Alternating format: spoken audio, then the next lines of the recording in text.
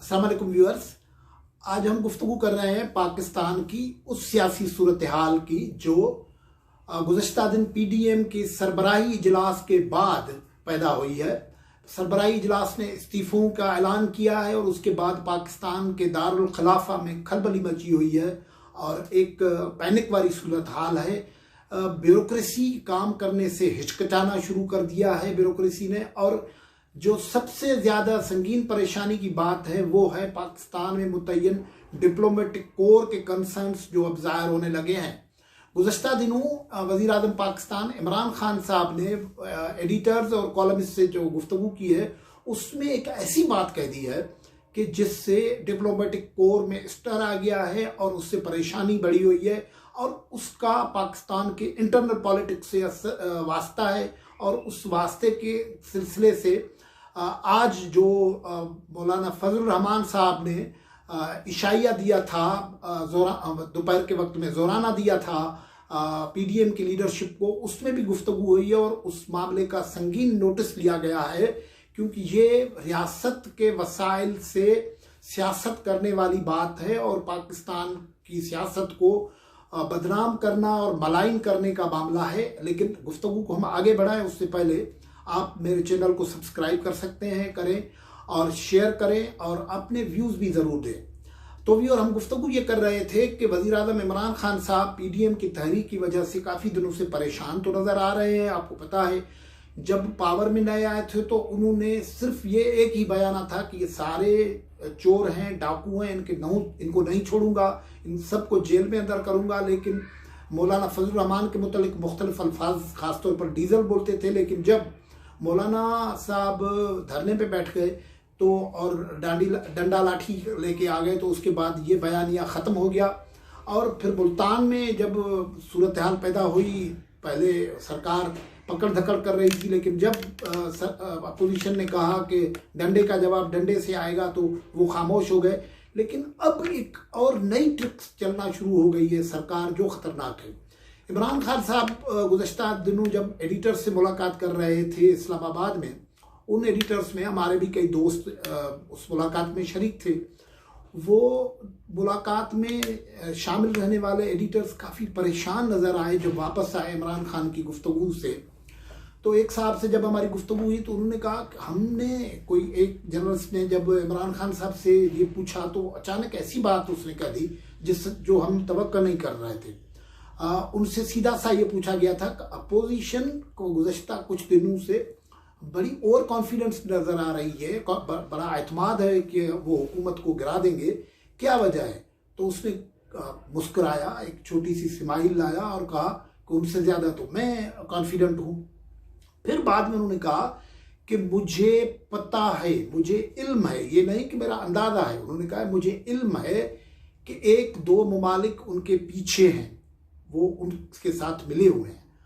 ये ऐसी बात थी कि वो एडिटर कह रहे थे कि हम चौंक गए कि ये वज़ीर आज़म साहब क्या फरमा रहे हैं कि अब पीडीएम की तहरीक के पीछे कोई गैर मुल्की मामला है। यानी ये फरमा रहे हैं कि ये पीडीएम गैर मुल्की एजेंडा पे काम कर रही है और गैर मुल्की एजेंट बन गए हैं। अभी हम ये सोच ही रहे थे तो वज़ीर आज़म साहब ने जुमला आगे बढ़ाया और उन्होंने कहा कि आपको पता है कि वो कुछ ममालिक हैं जो मुसलमान मुल्कों को कमज़ोर करना चाहते हैं, और जैसे इन्होंने इराक़ को कमज़ोर किया, लीबिया को कमज़ोर किया, शाम को कमज़ोर किया, तो परेशानी एडिटर्स और कॉलमिस्ट में और बढ़ी।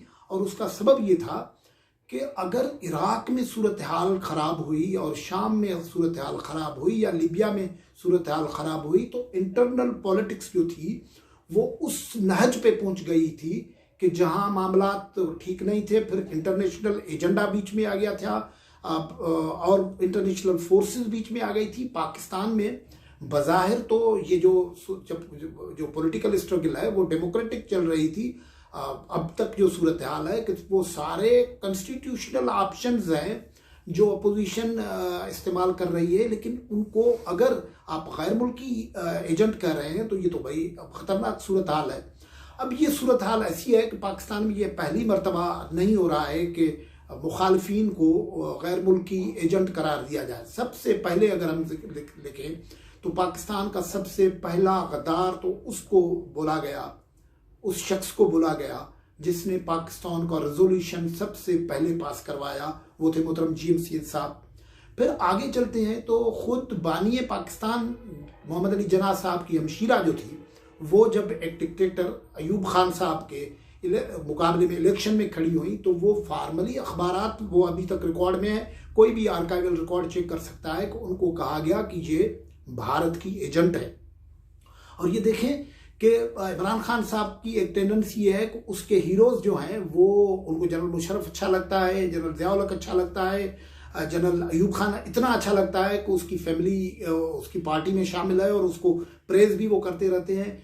तो वो टेंडेंसी ट्रेवल करती है और वो फिलासफी भी ट्रेवल करती है, क्योंकि ये बिलीव उसमें ही करते रहे हैं। देखिए आप जो सबसे बड़ा पॉलिटिकल एक्टिविटी पावर में आने से पहले जनरल अपना इमरान खान साहब की रही है, वो है जनरल परवेज मुशर्रफ के लिए रेफरेंडम में काम करना।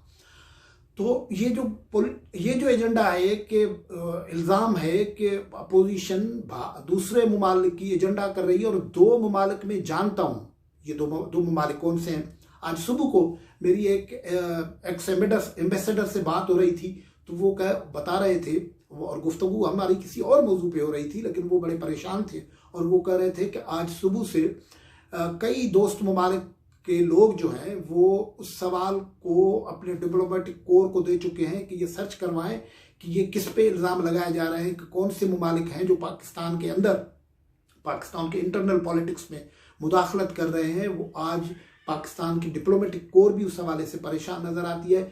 और वो इसके बाद ये जो पॉलिटिशियंस को, मुखालिफों को गद्दार और दूसरे ममालिक का एजेंट कहने की जो एजेंडा है वो उमूमन तब इस्तेमाल होती है जब पॉलिटिकली कमज़ोर हुक्मरान होते हैं और वो देखते हैं कि इक़्तिदार उनके हाथों से निकल रहा है, तो इस किस्म की चीज़ें और इस किस्म के इल्ज़ामात लगाते हैं। अगर आपके या इल्म में हो तो ये जो इल्ज़ाम है ये इस पाकिस्तान को पहले ही बहुत बड़ी कीमत अदा करवा चुका है।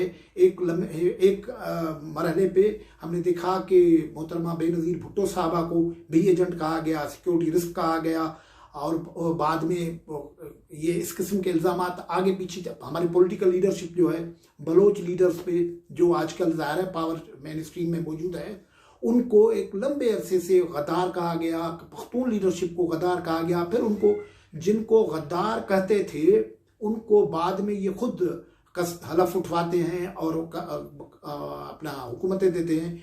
ये जो सूरत हाल है वो बहुत बड़ी संगीन सूरत हाल है।